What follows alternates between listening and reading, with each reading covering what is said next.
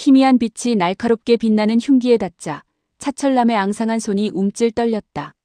거친 숨소리가 좁은 방을 가득 채웠지만 그의 눈은 이미 현실의 경계를 넘어선 듯 몽롱했다. 덧없이 흘러버린 지난 세월, 사람들의 싸늘한 시선, 등 뒤로 쏟아지던 비웃음 소리들이 한꺼번에 그의 머릿속을 스쳐 지나갔다. 마치 낡은 흑백 필름처럼 빠르게 돌다가 한순간 탕하고 끊어지는 파열음과 함께 멈춰버린 듯했다. 나를 이렇게 만든 건 너희들이야. 메마른 입술 사이로 터져나온 혼잣말은 이미 그의 안에 뿌리 깊게 박힌 분노를 증명하고 있었다. 그는 더 이상 잃을 것이 없었다. 아니, 정확히는 자신을 나락으로 밀어넣은 세상에게서 무언가를 되찾아야 한다고 생각했다. 그것이 무엇이든 피로 물들인 복수국만이 그의 존재를 증명할 유일한 방식이라고 굳게 믿는 눈치였다.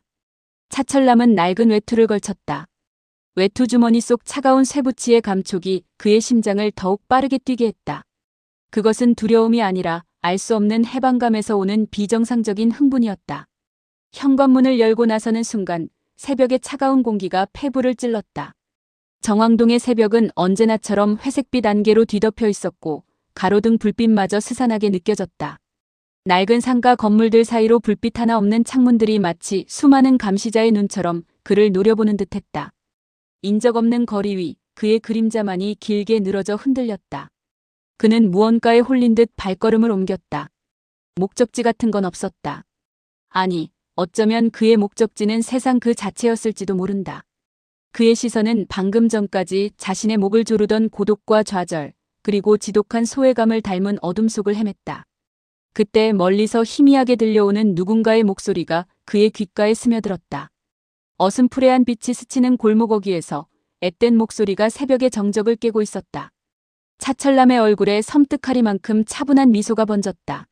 마치 거미가 거미줄에 걸린 먹잇감을 발견한 듯한 지극히 잔인한 미소였다. 그 목소리는 어린아이의 것이었다. 아마도 초등학교 저학년쯤 되어 보이는 여자아이. 회색빛 안개 사이로 보일 듯 말 듯한 작은 실루엣이 놀이터 그네에 앉아 있었다. 삐걱거리는 낡은 그네 소리가 고요한 새벽을 더욱 날카롭게 갈랐다. 새벽의 찬 기운에도 아랑곳 없이 아이는 하늘을 향해 다리를 뻗었다 오므리기를 반복하고 있었다. 혼자 새벽 놀이터. 차철남의 잿빛 눈동자 속에 희미하게 꺼져가던 이성의 불꽃마저 삼켜버리는 완벽한 시나리오였다.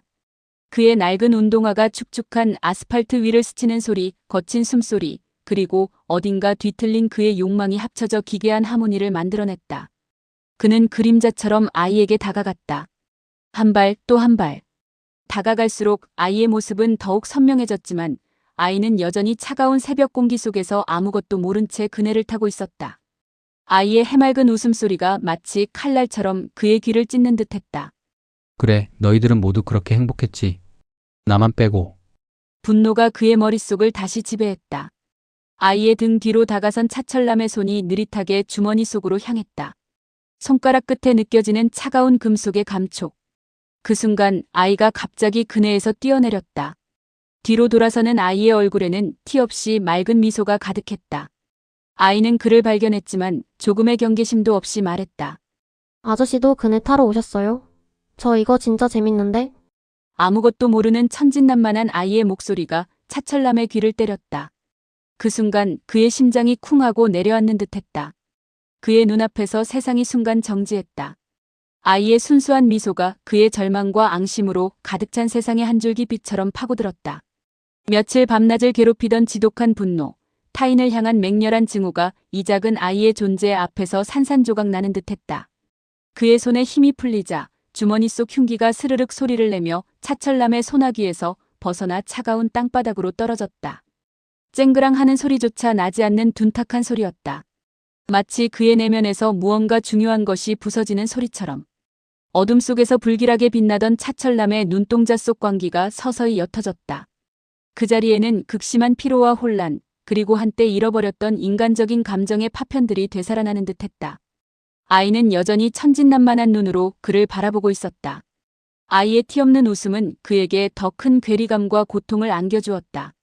끓어오르는 분노는 사그라들기는커녕 잠시 억눌렸던 폭력성이 마치 독사의 이빨처럼 더욱 날카롭게 그의 심장을 파고들었다. 결국 그는 아이의 천진한 물음에 대꾸할 기력조차 없이 주저앉은 채로 고개를 떨구고 다시금 절망의 늪으로 침잠했다. 아이가 걱정스러운 듯 다가와 그의 어깨를 두어 번 건드렸지만 그는 그림자처럼 일어서서 무어라 중얼거리는 아이의 손길을 뿌리치고 어둠 속으로 달아났다. 그의 발걸음은 절망과 광기, 그리고 한없는 허무감으로 가득 차 있었다. 그렇게 그는 새벽의 가장 어두운 그림자가 되었다. 그리고 시간은 흘러 오전 9시 30분경. 정왕동의 한 편의점은 여느 때와 다름없이 평화로웠다. 유리문을 통해 스며드는 햇살이 과자 봉지와 음료수병을 반짝이게 했다. 60대 여성 주인은 계산대에서 스포츠 신문을 펼쳐든 채 조용히 하루를 시작하고 있었다. 따뜻한 커피 한 잔의 온기처럼 편안하고 익숙한 일상이었다. 그러나 그 평온을 깨뜨린 것은 다름 아닌 차철남이었다. 그는 이른 새벽의 비쩍 마른 그림자가 아니었다. 축 늘어졌던 어깨는 일말의 망설임도 없는 단단함으로 채워져 있었고 피폐했던 얼굴은 그 어떤 감정도 읽을 수 없는 무표정으로 굳어 있었다. 그의 눈빛은 짙은 그림자가 드리워진 채 아무것도 비추지 않는 검은 구멍 같았다. 차철남은 마치 꿈속을 걷는 사람처럼 느릿하게 편의점 문을 열고 들어섰다. 딸랑이는 문종 소리가 편의점 안에 울렸지만 주인은 신문에 파묻혀 그를 알아채지 못했다. 그의 손에 든 것은 이른 새벽 땅에 떨어졌던 바로 그 시퍼런 흉기였다. 빛을 받아 섬뜩하게 번뜩이는 칼날은 마치 일상의 공간을 단숨에 피로 물들릴 살기를 품고 있는 듯했다. 주인의 시선이 계산대로 다가온 차철남의 손에 멈췄을 때 이미 흉기는 그녀의 코앞에 있었다. 날카로운 쇳소리와 함께 주인의 찢어지는 듯한 비명이 터져나왔다. 우와. 순간 편의점 안은 정지된 그림처럼 모든 소리가 사라졌다. 그리고 다음 순간 흉기가 허공을 가르고 둔탁하게 박히는 소리가 정적을 깨뜨렸다. 주인의 손에서 신문이 미끄러져 내렸고 그녀는 비명을 채 다 지르지도 못하고 계산대 뒤편으로 쓰러졌다.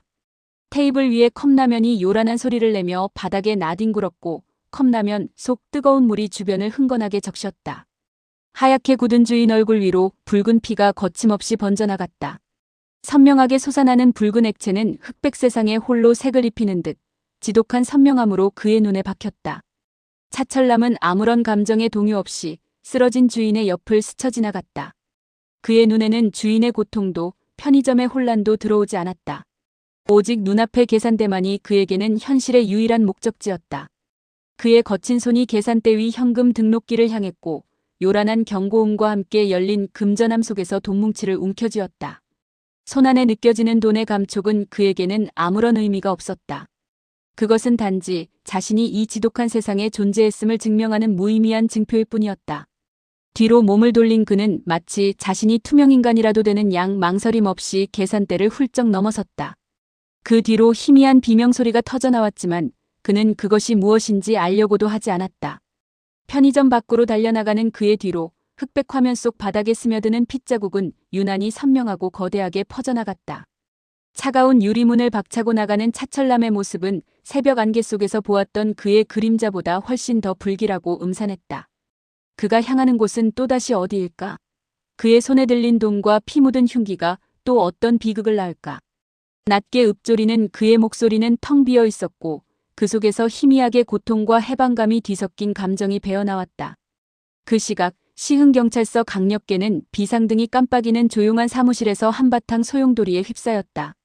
오전 9시 30분 정왕동 편의점 강도 살인 사건이라는 믿기지 않는 속보가 접수되자마자 잠잠했던 강력계는 마치 벌집을 쑤신 듯 요란해졌다. 무전기에서는 끊임없이 긴급 지시와 현장 상황이 쏟아져 나왔고 낡은 커피포트에서는 증기가 연기를 뿜듯 뿜어져 나왔다. 당직을 서던 형사들은 채 잠을 떨치지 못한 비몽사몽한 상태로 상황실로 뛰쳐나갔고 막 퇴근하려던 베테랑 형사 김영사는 싸늘하게 식은 커피를 뒤로 한 채 다시 현장으로 향했다. 사건 접수 시간은 오전 9시 32분. 정왕동 편의점. 60대 여성 피해자 사망 추정. 용의자는 50대 남성, 흉기 사용 후 외제차 탈취 도주. 주변 CCTV 즉시 확보. 용의자 동선 파악해. 굵직한 목소리가 사무실을 울렸고 한치의 오차도 용납할 수 없다는 듯 지시가 떨어졌다. 순식간에 시흥 일대의 모든 교통망에 비상령이 내려졌다. 주요 도로에는 검문소가 설치되기 시작했고 고속도로 진입로 역시 삼엄한 감시망에 놓였다. 도심을 가로지르는 수많은 CCTV 화면들이 일제히 차철남이 타고 도주한 검은 외제차를 쫓기 시작했다. 무전기 너머에서는 연신 긴급 출동 지시가 떨어졌고 사이렌 소리가 시흥 전역에 울려 퍼지기 시작했다. 고요했던 시흥의 아침은 순식간에 지옥의 서곡으로 변했다. 일상의 평온은 산산조각 났고 사람들의 얼굴에는 불안과 공포가 스며들었다. 편의점 주변은 노란 폴리스 라인으로 봉쇄되었고 경찰차의 붉고 푸른 경광등 불빛이 잿빛 도시를 더욱 음산하게 만들었다.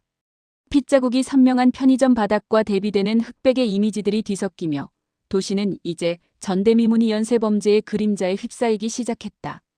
차철남의 차량은 거울처럼 매끄럽게 뻗은 고속도로 위를 질주했다.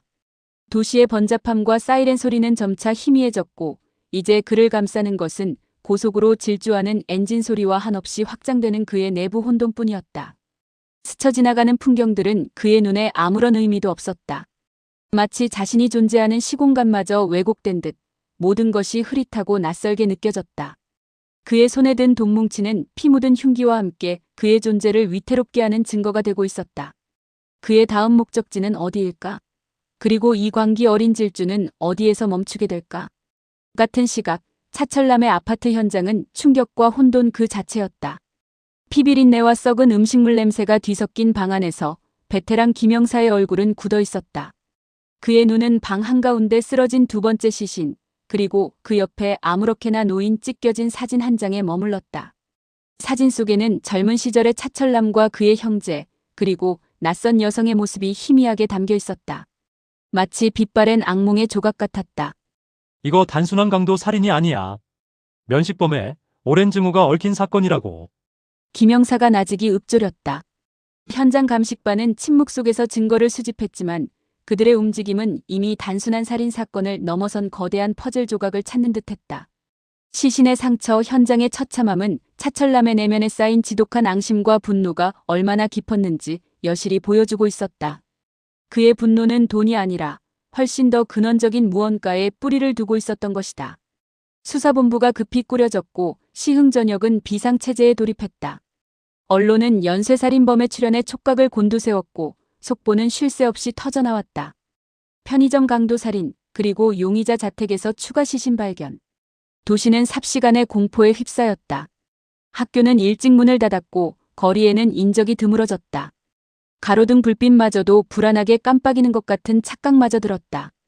흑백 화면 속에서 도시의 모든 빛은 희미해지고 오직 차철남의 그림자만이 거대한 괴물처럼 도시를 뒤덮고 있었다. 시민들의 휴대폰에는 긴급 재난 문자가 쉴 새 없이 울렸다. 외출 자제, 낯선 사람 주의, 불필요한 이동 삼가. 이 모든 메시지는 차철남이라는 존재가 현실 속으로 깊이 침투해 들어왔음을 알리는 경고음이었다. 경찰 특공대가 무장한 채 도심 곳곳을 순찰했지만 차철남의 흔적은 좀처럼 잡히지 않았다. 그는 마치 도시의 그림자 속으로 완벽하게 녹아든 듯했다.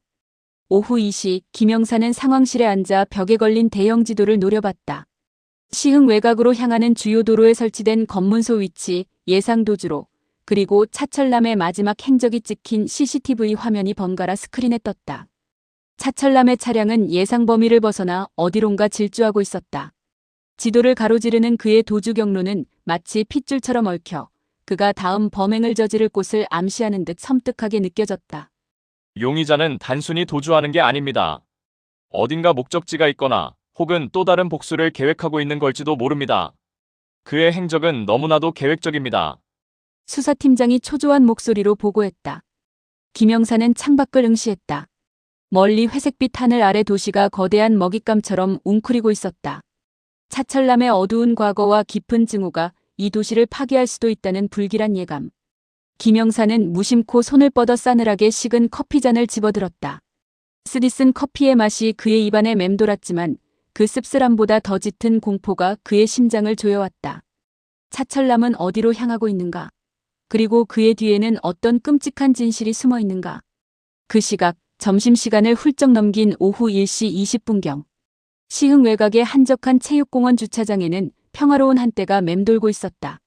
나른한 오후, 낮게 깔린 하늘은 이 회색빛 도시의 스산한 분위기를 더했다. 맑은 공기를 마시며 산책을 마치고 돌아온 70대 남성박 노인은 자신의 차에 오르려던 참이었다. 따뜻한 햇살 아래 운동으로 살짝 달아오른 몸은 개운했고 집에 돌아가 손녀딸이 준비한 간식이라도 먹을 생각에 입가에는 잔잔한 미소가 번졌다. 그러나 그 평온은 차가운 그림자처럼 나타난 차철남에 의해 산산조각 났다. 노인이 차문을 열고 몸을 막 구부리는 순간 번개처럼 빠르게 뻗어나온 손에 든 흉기가 섬광처럼 번뜩였다. 날카로운 쇳소리와 함께 박 노인의 허공을 가르는 절규가 짧게 흩어졌고 이내 그는 힘없이 차체에 기댔다가 쓰러졌다. 축 늘어진 팔에서 떨어진 열쇠가 땅에 부딪히며 쨍그랑하고 작게 울렸다. 핏방울이 차디찬 아스팔트 위로 툭툭 떨어져 검은 자국을 남겼다. 차철남의 얼굴은 여전히 읽을 수 없는 무표정으로 굳어 있었다. 그의 눈빛에는 그 어떤 죄책감도 동요도 없었다. 마치 미리 정해진 운명이라도 되는 양 그의 손은 기계적으로 움직였고 흉기에 묻은 붉은 액체는 흑백의 세상 속에서 핏빛으로 더욱 섬뜩하게 빛났다. 그의 시선은 잠시 노인의 주머니에 머물렀지만 이내 관심을 잃은 듯 돌려 차에 남아있던 박 노인의 지갑을 낚아채다 가져갔다. 쓰러진 노인의 곁을 유령처럼 스쳐 지난 차철남은 주변을 힐끗 둘러보았다. 주차장은 한산했고 멀리서 들려오는 아이들의 웃음소리가 이 끔찍한 현장과는 너무나도 동떨어져 불길하게 울렸다. 그는 마치 그림자처럼 주차장을 벗어나 어둠 속으로 사라졌다. 그의 광기는 이제 시간과 장소를 가리지 않고 시흥시를 뒤흔들기 시작했다. 연이어 터진 세 번째 사건 소식에 경찰 내부에서는 혼란과 절망이 교차했다. 특히 김영사는 무기력감에 휩싸였다. 자신이 지시한 검문망을 비웃기라도 하듯 용의자는 보란듯이 또 다른 희생자를 만들어냈다. 비상망이 촘촘할수록 더욱 대담하게 움직이는 차철남의 행보는 단순한 도피가 아니라 마치 경찰을 조롱하며 즐기는 듯한 인상마저 주었다. 이건 그냥 미친놈이 아니야. 뭔가 다른 목적이 있어. 김영사는 분노에 찬 목소리로 탁자를 내리쳤다. 우범권 사건처럼 무차별적인 복수국일 수도 하지만 패턴이 없어. 그의 머릿속은 복잡하게 얽힌 실타래 같았다. 공포에 질린 시민들의 문의 전화가 폭주하고 언론은 연일 비판적인 기사를 쏟아냈다. 시흥은 이제 그 어디도 안전하지 않은 공포의 도시가 되어버렸다. 그로부터 얼마 지나지 않은 오후 2시경. 첫 번째 시신이 발견된 차철남의 집에서 불과 300m 떨어진 낡은 골목길에서 또 다른 비극이 기다리고 있었다. 수사본부에서는 차철남의 과거 행적과 주변 인물들을 재조사하던 중 그의 가족관계에 대한 결정적인 단서를 포착했다. 그는 오래전 연락이 끊겼던 이복 형제 2명과 한때 시흥에서 함께 거주했다는 사실이 밝혀졌다. 김영사는 즉시 주변 지역에 대한 집중 수색을 지시했다. 오랜 이웃들은 갑자기 들이닥친 경찰들의 움직임에 불안한 시선을 보냈다. 폐쇄된 상가 건물, 으슥한 골목길, 그리고 버려진 창고 구석구석까지. 샅샅이 뒤지던 수색팀 중 한 명이 퀴퀴한 곰팡이 냄새가 진동하는 폐가 뒤편 인적 드문 숲을 사이에서 이상한 낌새를 눈치챘다. 흙더미 위로 삐죽이 솟아난 섬뜩한 형체. 낙엽과 쓰레기 더미를 걷어내자 처참한 모습의 시신이 또다시 모습을 드러냈다. 이로써 사망자는 2명으로 늘어났다. 시신은 부패가 상당 부분 진행되어 있었고 발견 당시 이미 싸늘하게 굳은 채였다. 그것은 바로 며칠 전 차철남의 집에서 발견된 시신의 이복 형제, 즉 차철남의 또 다른 형제였다. 한 공간 한 지붕 아래 살던 형제가 서로 다른 곳에서 그것도 끔찍하게 살해된 채 발견된 것이다. 사건의 잔혹성은 더욱 분명해졌고 경찰은 물론 시민들까지 충격에 휩싸였다. 이복 형제들을 시작으로 무고한 노인까지 희생시킨 차철남의 행적은 그야말로 파괴적이었다. 주변 주민들은 공포에 질려 창문을 걸어 잠그고 외부와의 접촉을 끊었다. 낯선 그림자 하나만 보여도 비명소리가 터져나올 듯한 극도의 불안감이 마을을 옥죄었다. 시흥은 순식간에 비극적인 소문과 불안으로 가득 찬 도시가 되었다. 귀신이 붙었다, 복수국이다, 미친 살인마가 돌아다닌다 등 온갖 소문들이 흑백 화면 위를 떠도는 그림자처럼 번져나갔다. 아이들은 학교에도 가지 못하고 집안에서 벌벌 떨었고 어른들은 공포에 질려 일상생활마저 마비되었다. 김영사는 2명의 시신 발견 보고를 받고 착잡한 표정으로 낡은 책상을 짚었다. 결국 면식범이었어. 하지만 노인부는 그의 머릿속에는 여전히 풀리지 않는 의문들이 가득했다. 연쇄살인의 원인이 돈이나 우발적인 분노 때문만은 아니었다. 그 깊은 곳에는 차철남의 비틀린 관계와 쌓여온 증오, 그리고 사회에 대한 맹목적인 복수심이 도사리고 있음이 분명했다. 경찰의 수사망은 더욱 좁혀졌다. 이제 차철남의 과거를 낱낱이 파헤쳐 그의 범행 동기를 밝히고 더 이상의 희생자를 막는 것이 최우선 과제가 되었다. 도주하는 차철남과 그를 쫓는 경찰, 그리고 공포에 짓눌린 시민들. 흑백의 도시 시흥은 이제 언제 터질지 모르는 시한폭탄과 같았다. 점심시간을 훌쩍 넘겨 오후 3시, 연이은 흉악범죄의 경찰은 더 이상 지체할 수 없었다. 긴급 비상령이 떨어졌고 시흥경찰서장은 차철남을 공식적으로 공개 수배했다. 그의 몽타주는 급히 제작되어 시흥시내 전역의 전광판, 게시판, 상점 유리문 등에 빠르게 나붙었다. 회색빛 도시의 곳곳에서 흑백으로 인쇄된 그의 얼굴은 섬뜩한 경고처럼 시민들을 노려보는 듯했다. 언론은 사건을 정왕동 연쇄살인 사건으로 명명하며 연일 속보를 쏟아냈고 시민들의 불안감은 극에 달했다. 모든 외출은 자제되었고 아이들은 학교와 학원을 마치자마자 집으로 곧장 발길을 돌렸다. 해질녘 도시의 거리는 인적 없이 텅 비어버렸다. 경찰 병력은 시흥 일대를 샅샅이 뒤졌다. 하늘에는 헬기가 굉음을 내며 저공 비행을 했고 지상에서는 기동대와 형사들이 팀을 이뤄 골목 하나 건물 하나 놓치지 않고 수색했다. 차철남이 타고 도주했던 검은색 외제차는 시흥 외곽의 낡은 창고 앞에서 발견되었지만 그 흔적은 이미 사라진 후였다. 그는 자신이 버려졌던 폐지처럼 흔적 없이 어둠 속으로 녹아드는데 익숙한 짐승 같았다. 차철남은 좁혀오는 숨통을 느끼며 필사적으로 도주했다. 훔친 옷가지로 갈아입고 낡은 골목과 버려진 건물들 사이를 유령처럼 헤치고 나갔다.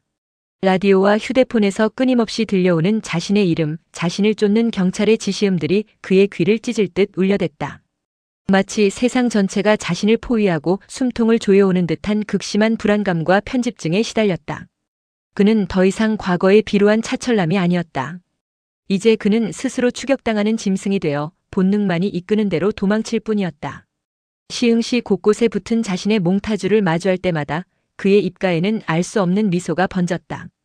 그것은 자신이 존재했음을, 세상을 뒤흔들었음을 확인하는 잔인한 자조였을까 아니면 더 깊은 광기의 발현이었을까? 시민들은 각자의 집에서 불안에 떨며 숨죽이고 그날 밤을 기다렸다. 차철남이 다시 나타날지도 모른다는 공포, 언제든 자신이 다음 희생자가 될 수 있다는 막연한 불안감에 잠 못 이루는 밤이 시작된 것이었다. 흑백 영화의 마지막 추격 장면처럼 밤하늘 아래 거대한 도시를 가로지르는 숨막히는 추격전은 그렇게 계속되었다. 시흥은 이제 차철남의 그림자에 완전히 잠식된 듯 보였다. 이 끝나지 않을 것 같은 밤이 지나고 과연 새벽은 다시 찾아올 수 있을까? 김영사는 상황실의 빽빽한 보고서들을 노려봤다. 3건의 살인, 1건의 강도, 그리고 2구의 시신. 차철남의 동생까지도 형의 손에 죽임을 당했다는 사실이 밝혀지자 김영사의 머릿속은 더욱 혼란스러워졌다. 돈 때문이라고 하기에는 너무 잔인했고 원한 관계라고 하기에는 피해자들이 무작위적으로 보였다. 특히 체육공원에서 발생한 박노인 살해는 그의 머릿속을 더욱 복잡하게 만들었다. 피해자 박 씨는 차철남과는 아무런 관계가 없는 것으로 보입니다. 수사관의 보고에 김영사의 눈빛이 더욱 깊어졌다. 아니, 관계가 없는 사람이 있을 리 없어. 이 미친놈은 어떤 식으로든 자신을 괴롭힌 사람들에게 복수하고 있어. 우리가 아직 그 연결고리를 찾지 못했을 뿐이다. 그의 목소리에는 답답함과 함께 맹렬한 집념이 묻어났다. 그는 차철남의 낡은 아파트에서 발견된 빛바랜 사진을 다시 꺼내 들었다. 사진 속의 젊은 여성. 그녀가 이 잔혹한 드라마의 시작점일지도 모른다는 막연한 직감이 그를 스쳤다. 밤 9시 시흥의 거리는 인적 없이 완전히 텅 비었다. 낡은 가로등 불빛 아래 길게 늘어진 그림자들이 마치 괴물의 손짓처럼 도시를 휘감았다. 차철남은 도시의 외곽, 오래된 공장지대에 숨어들었다. 퀴퀴한 기름 냄새와 곰팡이 냄새가 뒤섞인 버려진 창고는 그의 은신처가 되었다. 찢어진 옷자락, 헝클어진 머리, 이마와 볼에 묻은 흙먼지. 거울이라도 본다면 그 속에 비친 자신의 모습이 마치 한 마리 야수 같다고 생각할 것이다. 차가운 쇠 파이프에 몸을 기댄 채 그는 흙바닥에 주저앉았다. 허기는 물론 갈증도 느끼지 못했다. 그의 내면에는 오직 형언할 수 없는 고통과 해방감이 기묘하게 뒤섞여 있을 뿐이었다. 문득 그의 주머니 속에서 무언가가 툭 떨어졌다. 박 노인의 지갑이었다. 지갑을 열자 빛바랜 가족사진 한 장이 눈에 들어왔다. 행복하게 웃고 있는 박 노인과 그의 가족들. 그 평화로운 사진 속 인물들의 얼굴은 이 새벽 세상에 버려진 한 남자의 마음속에 깊은 균열을 만들었다. 행복 따위. 그의 입에서 낮은 신음이 흘러나왔다. 아이의 천진난만한 웃음이 그랬듯 이 행복한 가족 사진은 그의 내면에 뿌리 깊이 박힌 열패감을 다시 한번 자극했다. 자신이 누리지 못한 것들에 대한 분노는 더욱 강렬하게 타올랐다. 그는 찢겨진 가족 사진을 흙바닥에 내던지고는 벌떡 일어섰다. 밤하늘을 올려다봤다. 칠흑 같은 어둠 속에 별들은 보이지 않고 오직 거대한 도시의 불빛만이 희미하게 반짝였다. 그 빛조차 자신과는 전혀 상관없는 멀리 떨어진 이질적인 세상의 불빛이었다. 발소리. 아주 희미한 하지만 예민해진 그의 귀에는 천둥소리처럼 들리는 발소리가 가까워졌다. 낡은 창고의 녹슨 철문 틈새로 손전등 불빛이 번쩍였다. 김영사였다. 그의 뒤를 따르는 무장한 경찰들의 그림자가 거대한 어둠 속에 서서히 형체를 드러냈다. 차철남의 눈동자에는 마지막 남은 광기와 함께 마치 먹잇감을 마주한 짐승의 절망적인 본능이 스쳐 지나갔다. 차철남, 멈춰. 김영사의 우렁찬 목소리가 폐쇄된 공장 건물에 메아리쳤다. 차철남의 눈에 비친 김영사는 마치 자신을 짓밟은 세상의 또 다른 화신 같았다. 손에 든 흉기는 이미 내려놓았지만 그의 몸은 본능적으로 도주를 택했다. 쇠 파이프와 녹슨 기계들이 어지럽게 널려있는 공장 내부를 차철남은 짐승처럼 헤치고 달렸다. 닳고 다른 운동화가 축축한 바닥을 긁어내며 찢어지는 듯한 소리를 냈다. 뒤에서는 무장한 경찰들의 거친 숨소리와 발소리가 그를 끈질기게 쫓았다.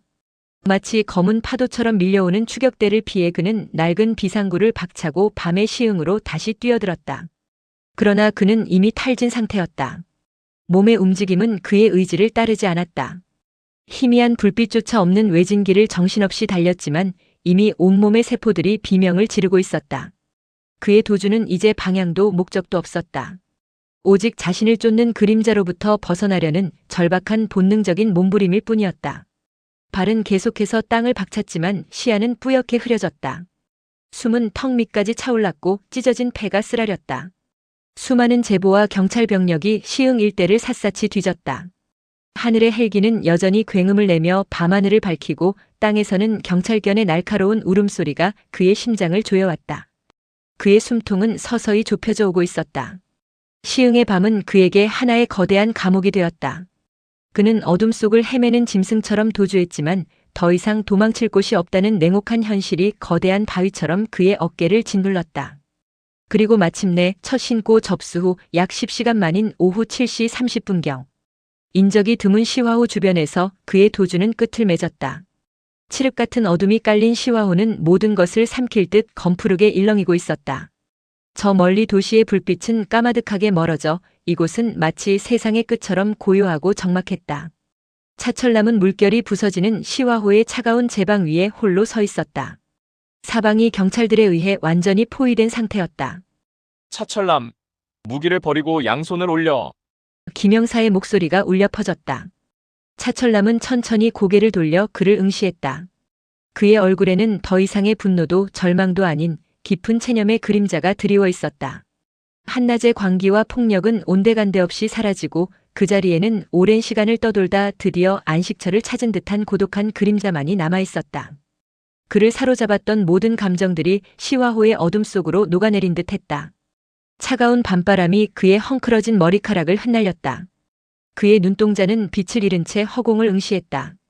체포 당시 그의 손목에 채워진 차가운 수갑 소리는 모든 것의 끝을 알리는 차가운 메아리 같았다. 쇠와 쇠가 부딪히는 둔탁한 소리는 길고 긴 밤의 비극을 종결짓는 마지막 종소리처럼 울려 퍼졌다. 시화호의 물결은 변함없이 일렁였고 밤하늘은 차철남이 일으킨 모든 광기를 침묵으로 감싸는 듯했다.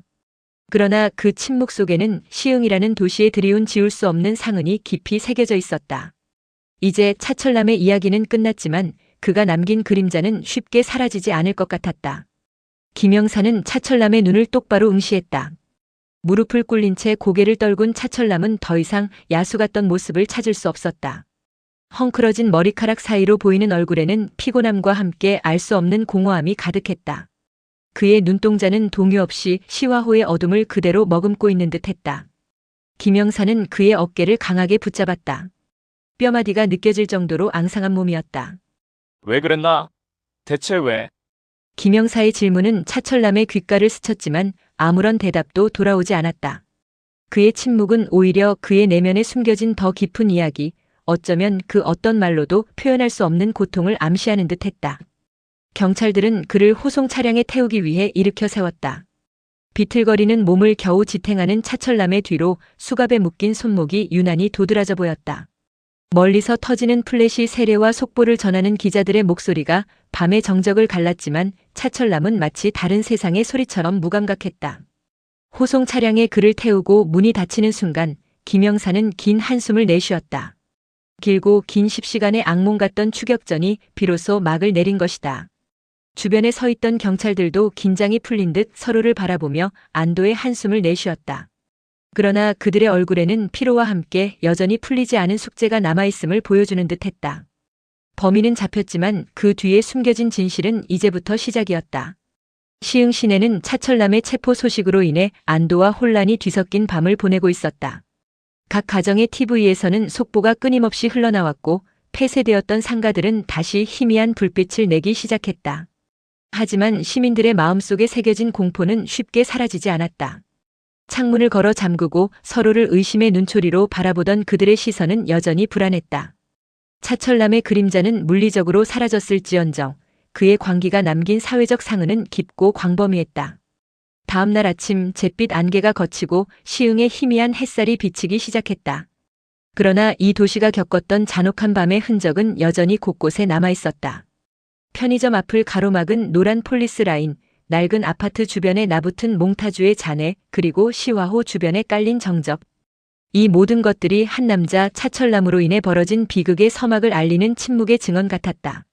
과연 차철남은 왜 이런 잔혹한 범죄를 저질렀을까? 그의 마음에 드리운 어둠은 어디에서 시작되었을까?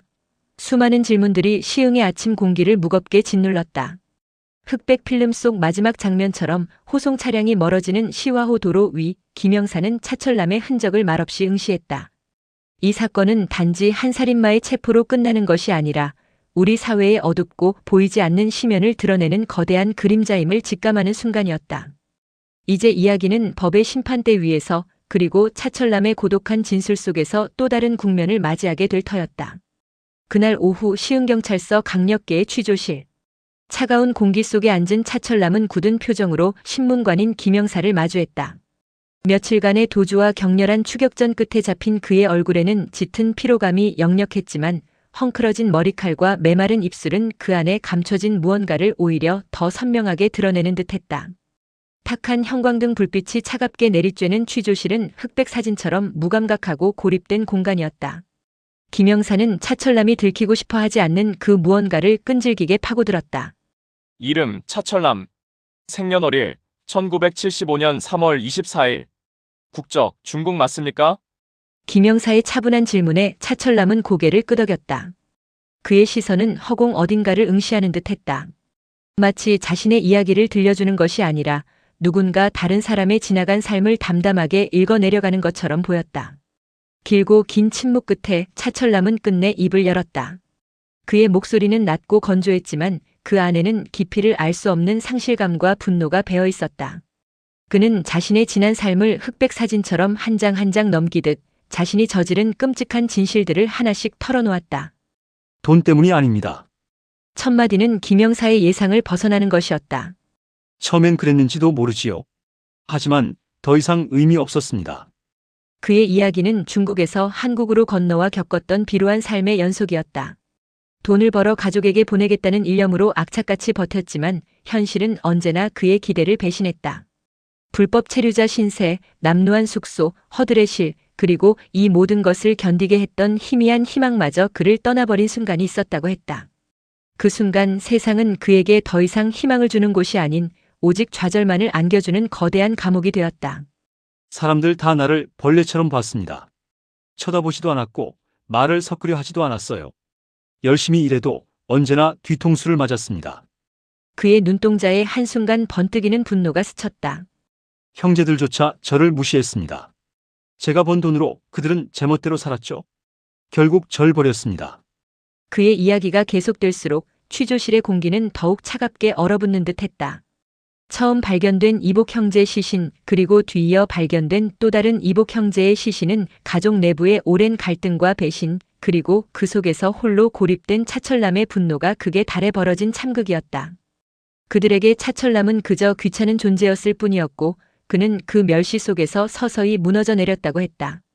편의점 주인에게 흉기를 휘두른 이유도 마찬가지였다. 수년 전 일하던 편의점에서 자신에게 억압적인 태도를 보였던 주인에 대한 앙심. 그에게 세상은 늘 갑이었고 자신은 언제나 을이었다. 자신을 무시했던 모든 존재들에게 복수하고 싶었다고 했다. 그 노인 저를 봤을 때 마치 쓰레기를 보는 눈빛이었습니다. 그 노인의 눈빛 속에서 과거 자신을 멸시했던 수많은 얼굴들이 겹쳐 보였다는 그의 진술은 김영사를 충격에 빠뜨렸다. 무작위 살인이 아니라 차철남의 뒤틀린 세계관 속에서는 모두 그럴 만한 이유가 있었다는 것이다. 그의 범행 동기는 지극히 개인적이고도 처참한 인간의 어두운 내면을 적나라하게 드러냈다. 경제적인 어려움이 직접적인 방아쇠가 되었지만 그 깊은 곳에는 사회로부터 소외되고 배척당하며 쌓여온 지독한 모멸감과 존재 부정의 상처가 자리하고 있었다. 모든 것을 잃은 자의 마지막 몸부림, 파괴를 통해서라도 자신의 존재를 증명하려 했던 처절한 외침이었다. 김영사는 그의 이야기를 들으며 깊은 상념에 잠겼다. 이 차가운 자백 속에서 그는 살인마의 광기만을 본 것이 아니었다. 한 인간이 극한의 절망 속에서 어떻게 괴물이 되어가는지 그 어두운 그림자를 똑똑히 목격하고 있었다. 흑백으로 펼쳐진 차철남의 삶과 범죄는 그 속에 짙은 인간의 고독과 분노를 담고 있었다. 취조실 밖 시흥의 밤은 깊어지고 있었지만 차철남이 남긴 이야기는 쉽사리 잊히지 않을 것 같았다. 그의 자백은 끝났지만 그의 비극은 이제 막 시작된 것처럼 느껴졌다. 차철남은 결국 2명의 살해와 2명의 상해 협의로 기소되었다.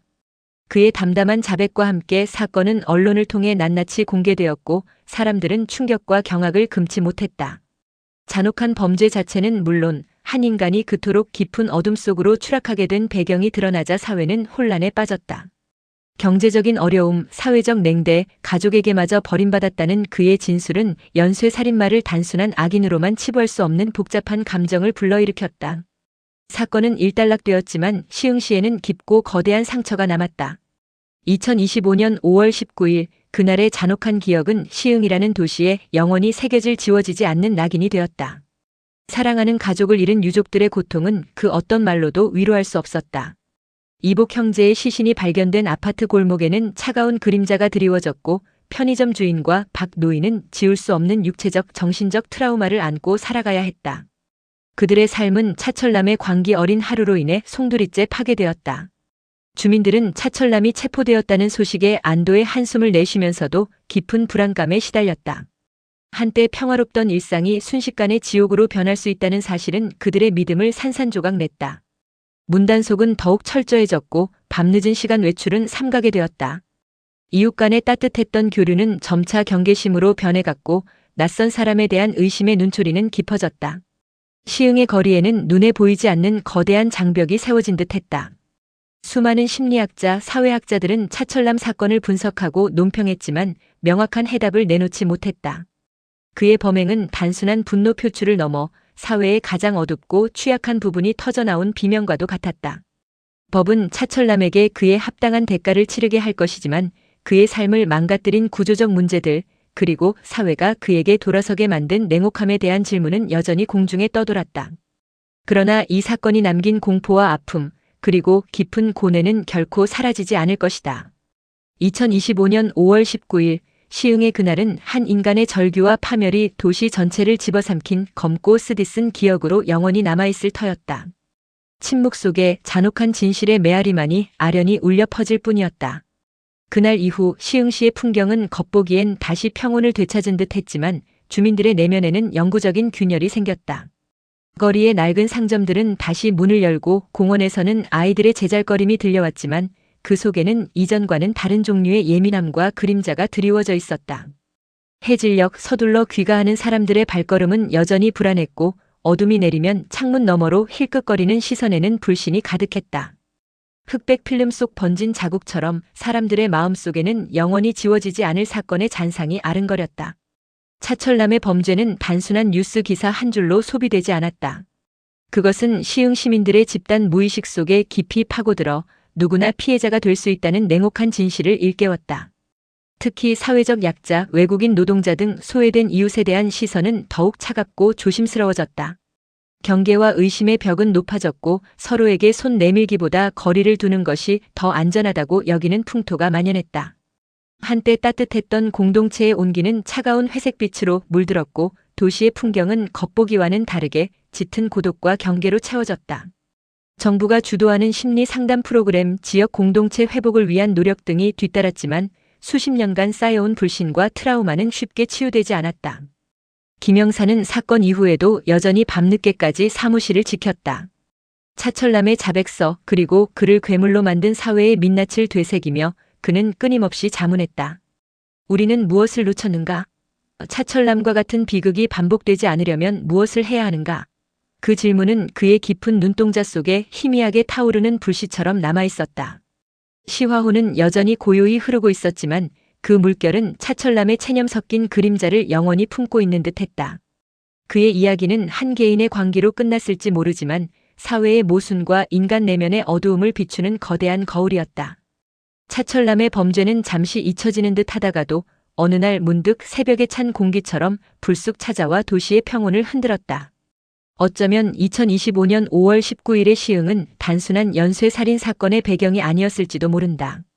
그것은 우리 시대의 어두운 단면, 소외된 자들의 침묵 속에 깃든 절규를 드러낸 비극적인 무대였다.